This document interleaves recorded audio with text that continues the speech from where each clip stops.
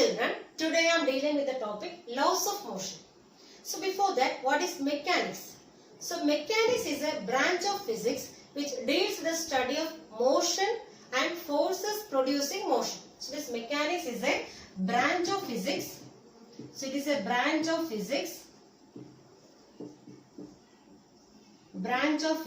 which deals with the study of motion and forces producing motion.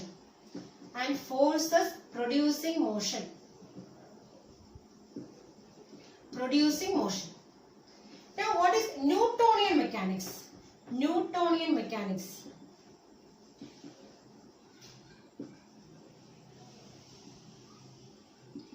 So Newtonian mechanics is a branch of physics which deals with the relation between force and acceleration. So this Newtonian mechanics mainly deals with the relation between force and acceleration.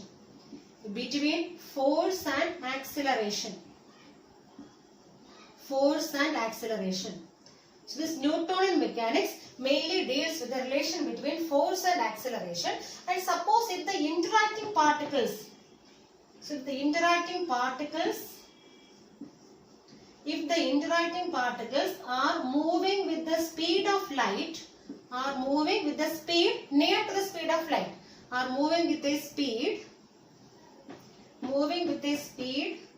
nearly to which one? Nearly to the speed of light. Suppose if the particles are moving with a speed near to the speed of light, then this Newtonian mechanics we have to replace by which one?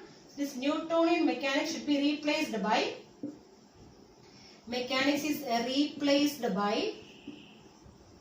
replaced by Einstein's special theory of relativity.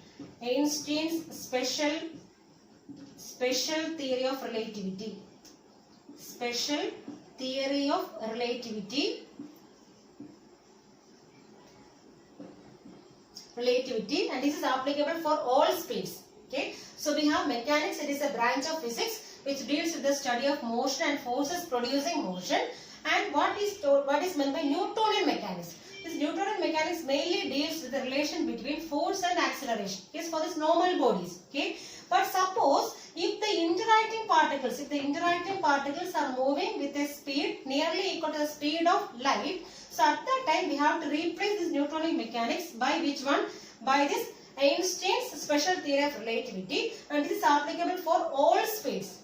Okay. Now, if the interacting particles are on the scale of atomic structure, so if the interacting particles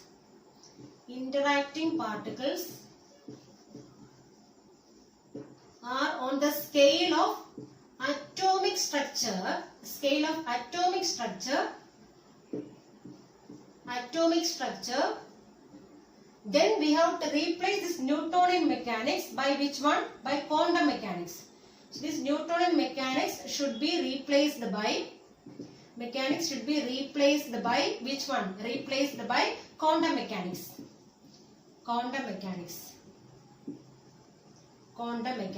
So we know that what is Newtonian mechanics? It mainly deals with the relation between force and acceleration of normal particles, normal bodies. And suppose if the interacting particles are moving with a speed nearly equal to the speed of light, we have to replace this Newtonian mechanics by which one? By this Einstein's special theory of relativity. So which is applicable for any speed. Now if the interacting particles are on a scale of atomic structure, okay, so it is going into deep, then at that time this Newtonian mechanics has to be replaced by which one? This quantum mechanics. Okay. Now first of all here we have to actually study about Newtonian mechanics only. That means we are studying about the relation between force and acceleration. Okay. Now what is force? So we know what is force. Force is just a push or a pull. So force is a push or a pull. So in smaller classes we can simply say it is just a push or a pull. Okay. But now we have to study in detail. So this force is just a push or a pull which changes or tends to change the state of rest or uniform motion of a body. So by applying force we can change the state of rest of a body, or similarly by applying force we can change the state of motion of a body. Okay. Suppose one body is at rest. So by applying force we can make the body move. Similarly, suppose the a body is moving, by applying a force in opposite direction, we can stop that particular body. Okay, so this force is just a push or a pull which changes. It changes or tends to change. Which all things tends to change the state of rest. Tends to change the state of rest. Or state of uniform motion. Or state of uniform motion of a body. State of uniform motion of a body. So here it is told that it is actually changing or tends to change. Tends to change means, so when we are applying force on a body, so what happens, suppose one body is stationary and when we are applying force, this body will be moving. Okay, but sometimes it may be tending to move. This wall is actually fixed here. Okay, so suppose we are applying force, whether this wall is moving? No. Okay, so we are actually trying to move this wall, but it is not possible. So we can say that we can change or tends to change the state of rest or motion of a body. Okay, sometimes it is not applicable. Sometimes this body will not move, but it may be tending to change. So it is just a push or a pull which changes or tends to change the state of rest or uniform motion of a body. Okay. Now what is the SI unit of force? So SI unit of force is Newton. SI unit is Newton. Symbol is N. And also we have another one unit. So Newton is one unit and another one unit is kilogram meter per second square. Because we have one formula for force, we will be deriving, already you derived in 9th standard I think. So F equals ma, mass into acceleration. So from this formula, what is the unit of mass? Kilogram, kg. Unit of acceleration is meter per second square. Okay. So we have the unit, another one unit of force is kilogram meter per second square, or we have newtons. This is the SI unit of force, and this force is considered as a vector quantity. So force is a vector quantity. That means it has both magnitude and direction. So force is a vector quantity. That means we can represent force as vector F. Because force is a vector quantity, it may be having direction, so we can represent as vector F. Now, what is the dimension of force? So we have the formula for force, F equals ma. Then how will you find the dimension? So dimension of force, F equals dimension of mass into dimension of acceleration. Okay, that is equivalent to what is the dimension of mass, capital M, into what is the dimension of acceleration, L t raised to minus 2. So what is the dimension of force now? ml t raised to minus 2. So this is the dimension of force. Force is a vector quantity, symbol is vector F. And what is the dimension of force? ml t raised to minus 2. And the SI unit of force is Newton. Then what is the CGS unit? So we have SI unit. SI unit of force is Newton, or we can say kilogram meter per second square. So what is the CGS unit? So centimeter gram second. CGS unit of force. So CGS unit of force is dyne, or we can say gram centimeter per second square. So CGS unit of force is dyne, or we can say gram centimeter second raised to minus 2. Next is inertia. Inertia is the inability of a body to change its state by itself. So all the bodies cannot change its state by itself. By applying force it can change its state, but by itself it cannot change its state. And that inability of a body is called as inertia. And this inertia mainly depends on mass of the body. Inertia depends on mass of the body. So greater the mass, greater will be the inertia. When the mass is increased, inertia also will increase. So greater the mass, greater is the inertia.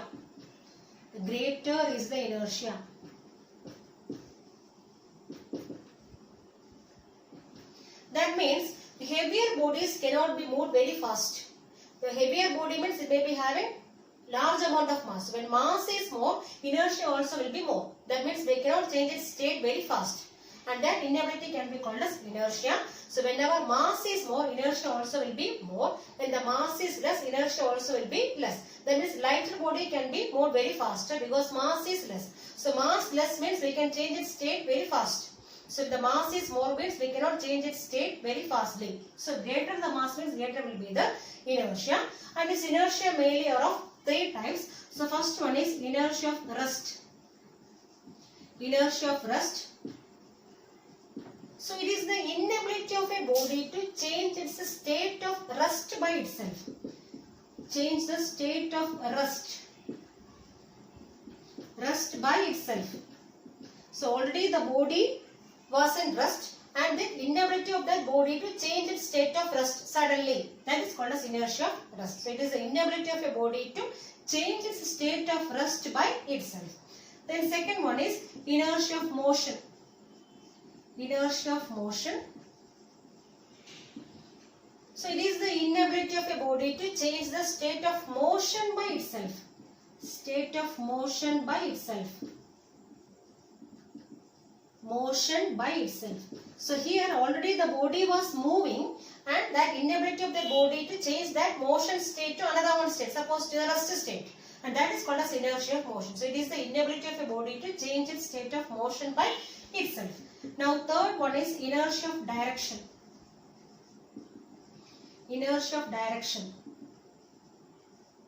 So it is the inability of a body to change the direction by itself. So changing direction. Change direction by itself.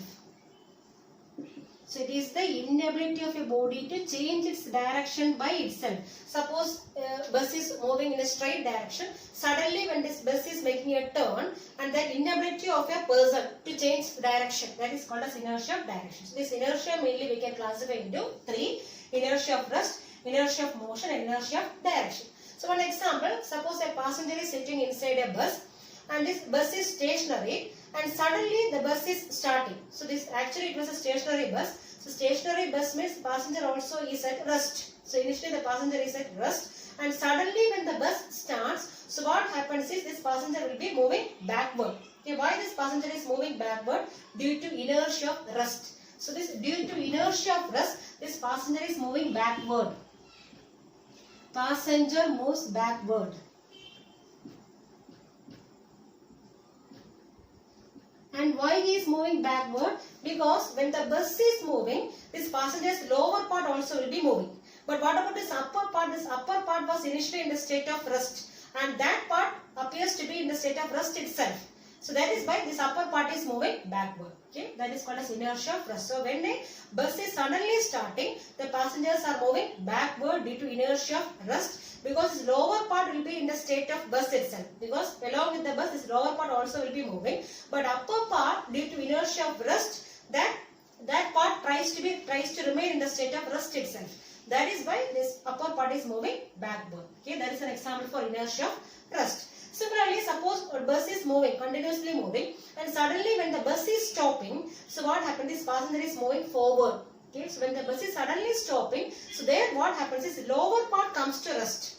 And this upper part is already in the tendency of which one? Moving state. This upper part is having an inability to come to the state of rest. And that is why due to inertia of motion, this upper part is moving forward. So that is an example for which one? Inertia of motion. So when the moving bus is suddenly stopped, these passengers are moving forward due to inertia of motion. And when a bus is suddenly starting, the passengers are moving backward due to which one? Inertia of rest. And similarly, suppose a bus is moving in a straight road and suddenly it is making a left turn. It is moving to the left side. And what we can say is, at that case, due to inertia of direction, suppose it is moving in this direction, means our body part will be moving like this. Okay, that means our lower part will be moving in the direction of bus, but this upper part comes to be in the opposite direction. Okay, that is due to inertia of direction. So inability to change the direction by itself. Okay, so we have a slight turn like this due to inertia of direction. Okay, these are the examples of inertia of rest, inertia of motion, inertia of direction. Okay. Mainly we have 3 laws of motion. Already you studied in 9th standard. So first one, Newton's first law. So Newton's first law states that every body continues to be in the state of rest or in uniform motion unless an external unbalanced force is acting on it. So every body continues to be in the state of rest or of uniform motion unless an external unbalanced force is acting on it. So suppose if there is no external force acting on a body, the body remains in its own state. That is called as Newton's first law. So every body continues to be in the state of rest. Suppose a body is at a state of rest. So without applying any force, what happens? This body is still at rest itself. Suppose a body is moving with a uniform speed, and if there is no force acting on that particular body, means this body will be continuously moving in the uniform speed. So every body continues to be in the state of rest or uniform motion unless an external unbalanced force is acting on that particular body. So only by applying an external unbalanced force, that body will be trying to move. That is called as Newton's first law. So every body continues to be in the state of rest or uniform motion. So it may be in the state of rest or on the state of uniform motion unless an external force is acting on it. External unbalanced force is acting on it. Suppose if you are applying a balanced force, whether this body will move? No. So we know that difference between balanced force and unbalanced force. Suppose we have a body here, and we are applying a force, suppose 2 Newton from this side. And similarly, we are applying a force 2 Newton from this opposite side. That means here both the forces are same. That means it is balanced force. So whenever we are applying a balanced force, this body will not move. So net effect is force is 0 only. Okay. But suppose we are applying a force here 5 Newton and here we are applying 2 Newton. So what happens? This body will be moving in the direction of which one? 5 Newton force. That means greater force. This body will be moving in the direction of greater force. Okay. So this is called as unbalanced force. So here we are applying an unbalanced force. So by applying an unbalanced force, we can make this body move. Okay. So every body continues to be in the state of rest or uniform motion unless an external unbalanced force is acting on that body. Okay. That is called as Newton's first law. Okay. And what are the consequences or what are the conclusions we are getting from this Newton's first law? That means first one is the natural state of any body is state of rest or state of uniform motion. So this natural state of any body.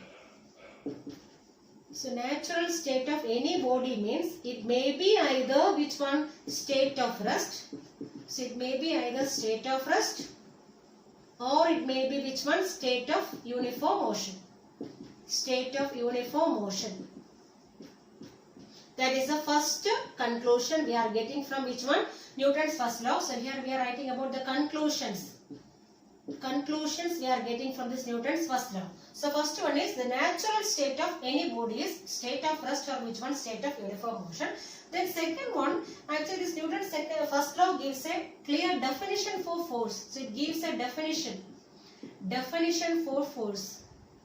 So what is the definition of a force? So it is just a push or a pull which changes or tends to change the state of rest or uniform motion of your body. So the second conclusion is, so we are getting a clear definition of force from this Newton's first law. What is the definition of force? So force is just a push or a pull which changes or tends to change the state of rest or state of uniform motion of a body. Okay. Now third one, a body cannot change its state by itself. A body cannot change its state, by itself. So this is another one consequence, state by itself, and this phenomena is called as, this property is called as inertia. So here from this first law we are getting a clear definition about force as well as inertia. Okay. So here we are getting a clear definition of force as well as clear definition of inertia. What is inertia? A body cannot change its state by itself and that property is called as inertia. And similarly it said that the natural state of any body will be any one. That means it may be state of rest or it may be state of uniform motion. So these are the conclusions we are getting from Newton's first law. Linear momentum, symbol is P. This linear momentum is the quantity of motion contained in a body. Quantity of motion. So linear momentum is explained as the quantity of motion contained in a body.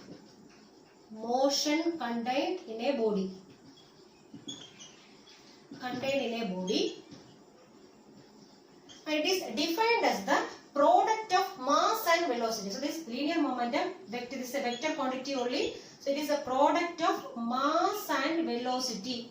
So this momentum is considered as a vector quantity. Vector quantity, that means it has both magnitude and a direction. So it is a vector quantity. So the symbol is vector P. So vector P equals m into vector V. So here mass is a scalar. Mass is a scalar quantity and this velocity is again a vector quantity. Vector quantity. And this direction of momentum. Direction of momentum is the same as the direction of velocity. Same as the direction of velocity. Because we know mass is a scalar quantity. So this momentum mainly depends on velocity, direction of velocity. So it depends on the direction of velocity. It is a vector quantity. It is a product of mass and velocity. And SI unit of momentum. SI unit of momentum is, so what is the formula here? M into V, mass into velocity. What is the unit of mass? Kilogram. And unit of velocity is meter per second. So unit of momentum is kilogram meter per second. It is a vector quantity. It is a product of mass and velocity. Now what is the dimension here? So dimension of momentum P equals dimension of mass into dimension of velocity. That is equivalent to, so dimension of mass is capital M and dimension of velocity is L t raised to minus 1. So this dimension of momentum is ml t raised to minus 1. So dimension of force is ml t raised to minus 2. Don't get confused. The dimension of force is ml t raised to minus 2. Dimension of momentum is ml t raised to minus 1. So it is a vector quantity. It is a product of mass and velocity. Now, so what is the SI unit of momentum? It is kilogram meter per second. And dimension is ml t raised to minus 1. And what is the direction of momentum? It is the same direction of velocity. Okay. So now we can go for the Newton's second law. So Newton's second law states that the rate of change of momentum of a body is directly proportional to applied force and it takes place in the same direction of force. So means the second law states that rate of change of momentum. Rate of change of momentum of a body. Rate of change of momentum of a body is directly proportional to applied force. Applied force and this change of momentum takes place in the direction of applied force. That means the direction of this change in momentum and its direction of applied force both are same. So the second law states that rate of change of momentum. So mathematically we can write as rate of change of momentum means dp by dt. So here P is a vector quantity, so we can write as d vector P by dt. That means rate of change of momentum. Rate of change means with respect to time. So rate of change of momentum is directly proportional to applied force. Force also vector quantity, applied force, and it takes place in the same direction of force. That means direction of force as well as direction of change in momentum both are same. This is Newton's second law. So the second law states that rate of change of momentum of a body is directly proportional to applied force and its change in momentum takes place in the same direction of force. That means direction of force and direction of momentum, change in momentum both are same. So we have to derive a formula for force from this Newton's second law. So for that we are considering a body of mass m. So we consider a body having mass m. So mass of the body is taken as m. So consider a body having mass m and initially this body moves with a velocity u. So u is the initial velocity of the body. So consider a body of mass m having initial velocity u and after a time delta t. So after time delta t, suppose its velocity changes by v. That means final velocity we are taking as v. So v is the final velocity. Final velocity after a time dt. I am taking a time interval dt. So after a time dt, let the velocity changes by how much? V. So this u is the initial velocity of the body and v is the final velocity and m is the mass and this change in velocity happens in a time interval how much? Dt. Okay. So now we have what is the initial momentum of the body. So how will you write initial momentum? Initial momentum. Initial momentum. Suppose I am taking P1. Symbol for momentum is P. So initial momentum I take is P1. So P1 equals, what is the formula for momentum? Mass into velocity. What is the mass here? M into initial momentum means mass into initial velocity. What is initial velocity here? U. So we can write as mu. Similarly, what is the final momentum? Final momentum means after time dt, what is the momentum? So final momentum of the body, it is taken as P2. So P2 equals, formula is mass. Mass always remains same. So m into, what is the final velocity here? V. So we have initial momentum as mu and final momentum as how much? mv. Now what is the change in momentum here? Change in momentum. So change in momentum in a time interval dt. So change in momentum. So change in momentum I am taking is dp. So always d represents change. So dp means change in momentum. So dp. So here I am putting vector also. Vector p1 here. So here u is a vector. Similarly here p2 is a vector. Here v is a vector. So here vector dp. So p is a vector only. So change in momentum dp equals. So formula is final momentum minus initial momentum. Change in momentum. So what is final momentum here? M vector v. Minus what is initial momentum? M vector u.